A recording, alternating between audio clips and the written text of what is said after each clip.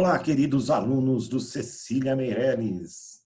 Estamos aqui para mais uma aula de história para o Cecília Meirelles, os alunos do Cecília, a melhor escola de Valinhos. Aula para te auxiliar a entender o texto que eu te enviei pelo Educa Digital. Vamos lá, vamos compartilhar a telinha.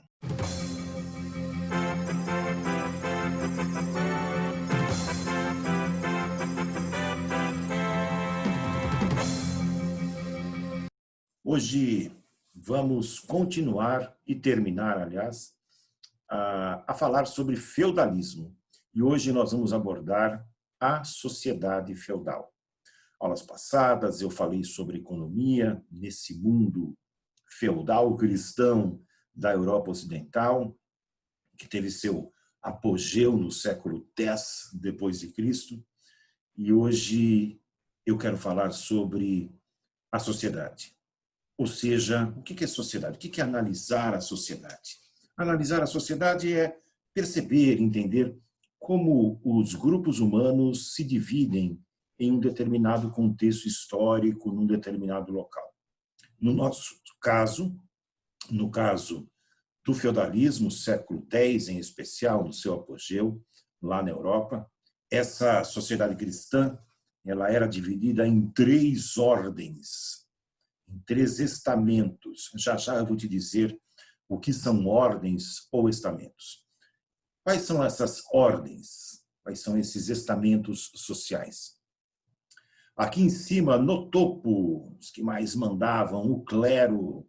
O clero, que nada mais é do que a hierarquia da Igreja Católica, que tinha grande poder nesse momento, nesse mundo feudal, nessa Europa ocidental cristã. Aqui, olha, também os nobres nessa faixa intermediária. Quem são esses nobres? São os proprietários rurais, os grandes proprietários de terras. A Igreja Católica também tinha uma grande quantidade de terras sob seu domínio, mas os nobres tinham também essa condição. Os nobres eram divididos entre suzeranos e vassalos. Já eu vou te dizer o que é um suzerano e o que é um vassalo, mas ambos são nobres. E aqui, olha, na base da pirâmide, os servos, principalmente os servos. Havia os vilões também, mas os vilões são minoria esmagadora. Esta é a divisão dessa sociedade medieval, feudal, na Europa Ocidental cristã, aquela que se formou a partir da divisão do Império Romano, a partir da decadência do Império Romano, melhor dizendo, e que se estende até o século XV na Europa Ocidental. Muito bem. Temos aí, então, essa primeira abordagem importante para você, essa primeira informação. Bem, o que é uma sociedade de ordens ou uma sociedade de estamentos? Isso diz respeito a uma sociedade em que a posição de nascimento se mantém ao longo da vida. Ou seja, o indivíduo nasceu e ele é filho de um nobre. Ele será nobre. Ele será proprietário de terras. Ele será, teoricamente, um guerreiro, já que nós vimos aqui que os nobres eles têm como função a proteção militar dessa sociedade, desse mundo cristão. E se você nasceu, se o indivíduo nasceu filho de uma família camponesa, ele será camponês. Ou seja, é uma sociedade onde a hierarquia da sociedade, a hierarquia da posição dentro da sociedade, ela é determinada pelo nascimento do indivíduo. Vamos falar um pouco mais sobre esses 3 grupos sociais. A sociedade feudal é dividida basicamente em 3 grupos, né? Os vilões não são lá muito importantes do ponto de vista dessa composição. Eu não vou falar sobre eles. Vamos falar sobre o clero. Essa é a sociedade em que o clero tem a função de orar. Tem a função de orar. tem a função de exercer as atividades religiosas. O clero era o grupo mais importante, comandava as igrejas, mosteiros e muitos feudos. No século X, a Igreja Católica, chegou a ter 1/3 das terras da Europa em sua propriedade. Esses membros do clero têm uma posição social diferenciada. Por quê? Porque, teoricamente, naquela cultura, somente esse clero católico tinha a função de ser o intermediário entre o Deus cristão e o povo.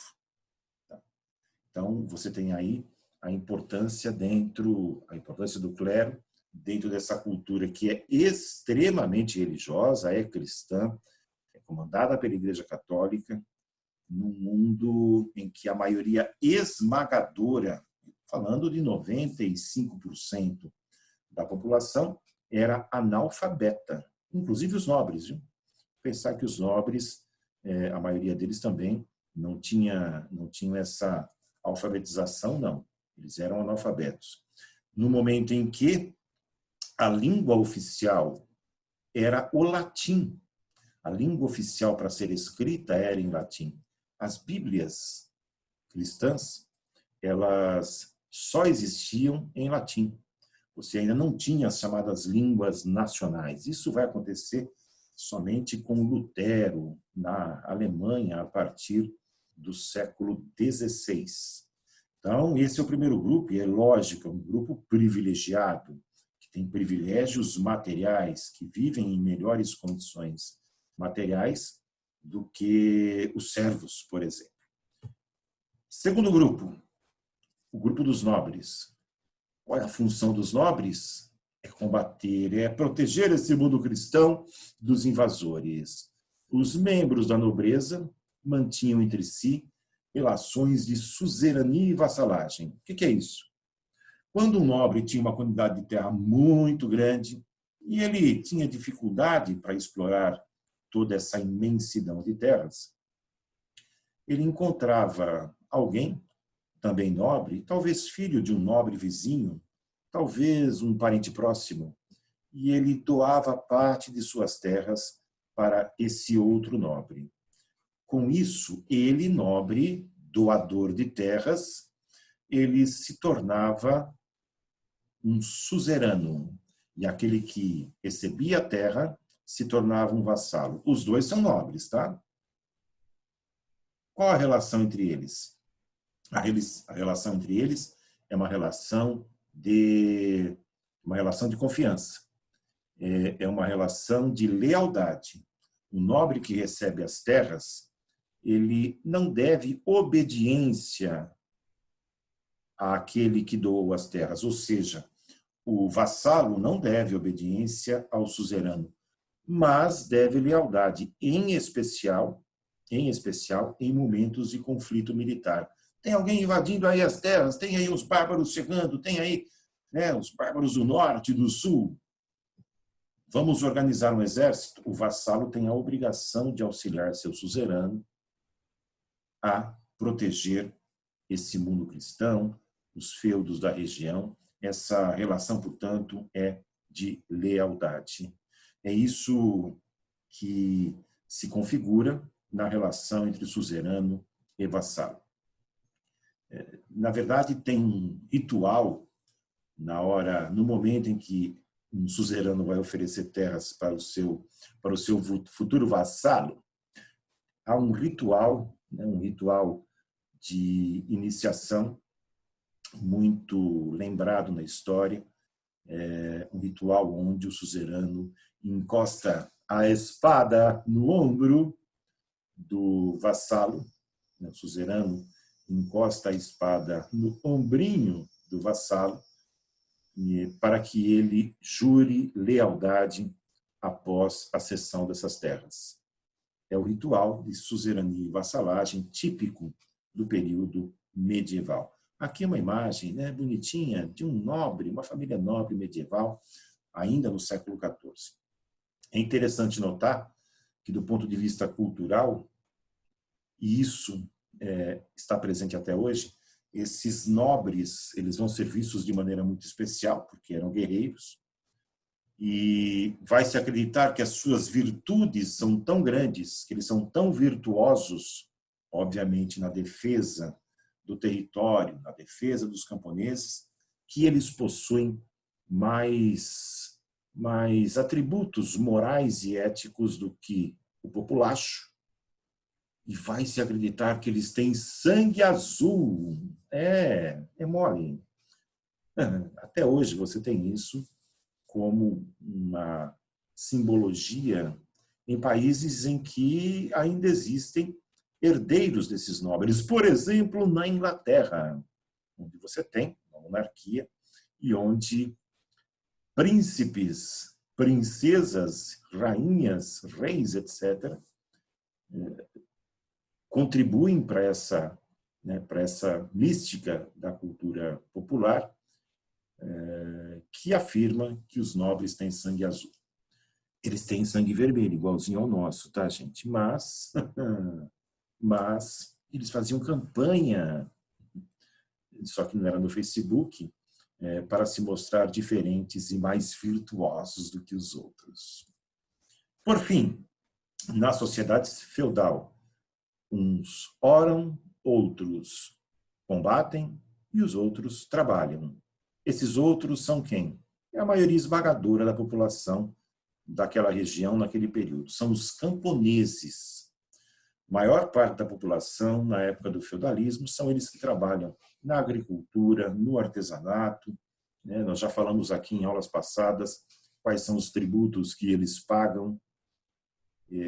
São eles que mantêm materialmente o clero e a nobreza. Você tem aí, portanto, aqui a imagem, que eu acho que eu já coloquei para vocês em outras aulas, detalhando aí, mostrando esse trabalho dos servos, no caso, na agricultura, ceifando campos de trigo. Coisa fofa. Lembrar o que eu já falei também, hein? Os servos não são escravos. Por que, Adalto, eles não são escravos? Porque eles não são comprados e vendidos. Nas sociedades em que existe escravidão, escravidão comercial, os indivíduos que são escravizados podem ser comprados e vendidos. Os servos não. Os servos não são escravos porque não podem ser comprados e vendidos. Mas eles são livres? Não, eles não são livres. Eles estão presos à terra. Também não podem fugir do feudo. Se fugirem, serão devidamente caçados e castigados. Mas também não são escravos, mas não são livres. Portanto, é uma situação, é um grupo social, uma categoria social, é um conceito de dependência de trabalho ou de trabalho dependente, intermediário entre a escravidão e o trabalho livre. O que é trabalho livre? A gente vai ver isso mais para frente, mas, fundamentalmente, o trabalho livre pressupõe salário, algo que nem os escravos e nem os servos tinham. Por fim, essa é uma sociedade marcada por uma religiosidade muito entranhada nos indivíduos e em todos os grupos sociais. Essa é uma sociedade dominada pela Igreja Católica do ponto de vista das mentalidades.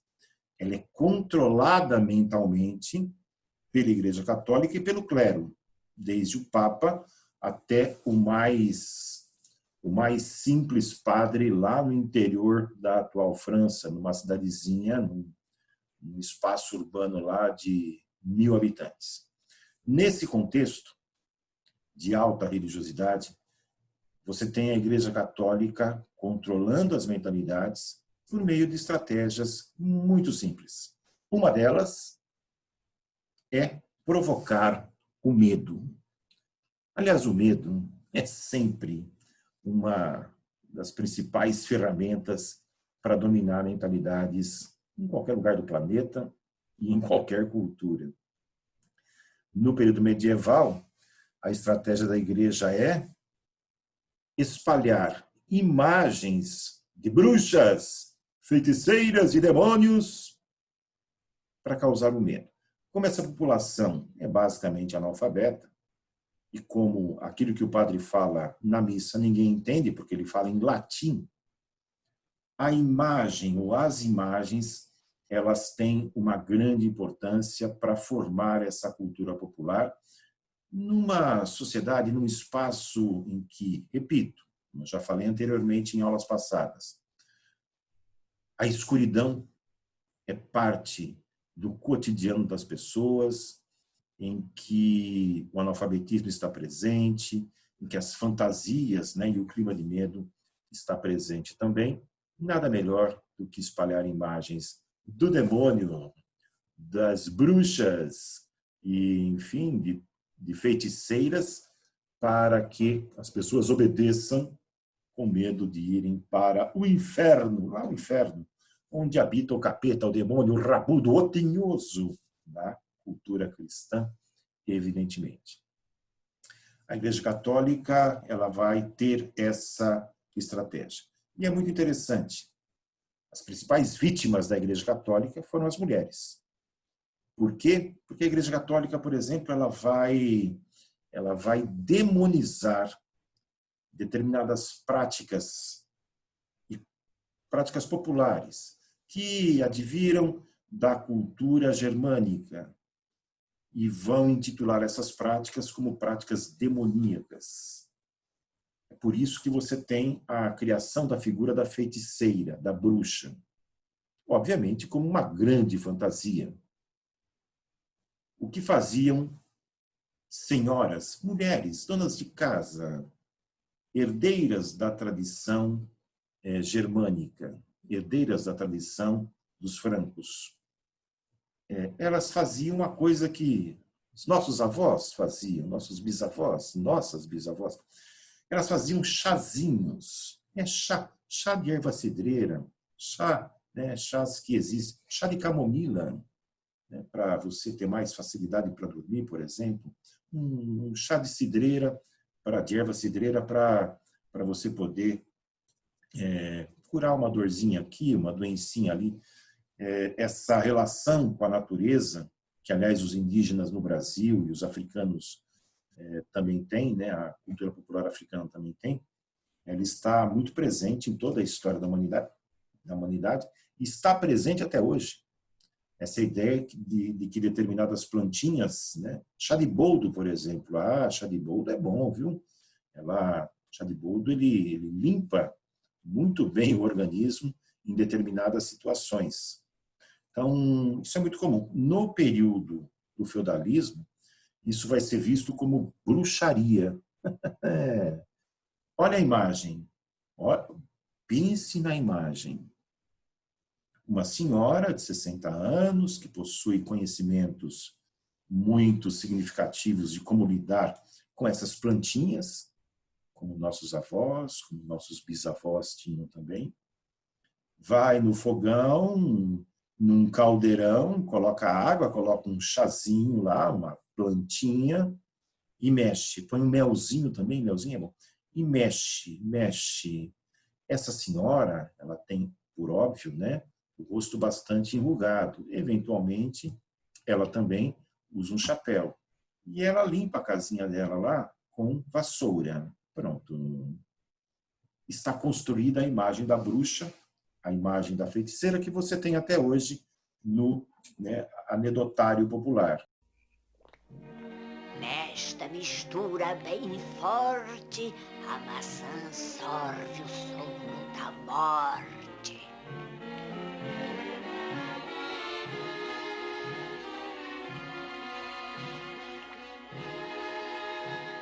Se na casca eu me concentro, vejo que está lá por dentro. Agora, bem vermelha vais ficar, para a Branca de Neve te provar. Estás servido? Não é para ti, é para a Branca de Neve. Que você tem até hoje como visão popular. Por isso que eu coloquei aqui, olha, ao lado direito da sua telinha, essa imagem de uma mulher voando. Essa imagem era uma imagem veiculada na época pela Igreja Católica, para dizer que existem bruxas que voam, existem bruxas que fazem poções terríveis. né? E tem relações com o demônio. As mulheres sempre foram as maiores vítimas da história no que diz respeito à intolerância, por vários motivos. Entre eles, o desejo da Igreja Católica de criar um inimigo comum, que é o diabo, o capeta, que são as pessoas diferentes dela. Para quê? Para ganhar mais adeptos, para ganhar popularidade, para ganhar maior confiabilidade do seu rebanho, no caso, o rebanho de cristãos.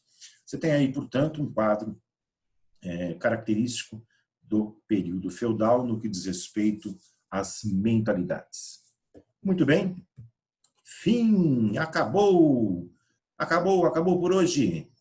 Eu espero que essa pequena aula tenha te auxiliado a entender o texto que eu te mandei para o Educa Digital. Te desejo saúde, paz, te desejo tudo de bom. Espero que a gente se encontre o mais breve possível em sala de aula. Com certeza nos encontraremos. Um grande abraço. A gente se vê por aí.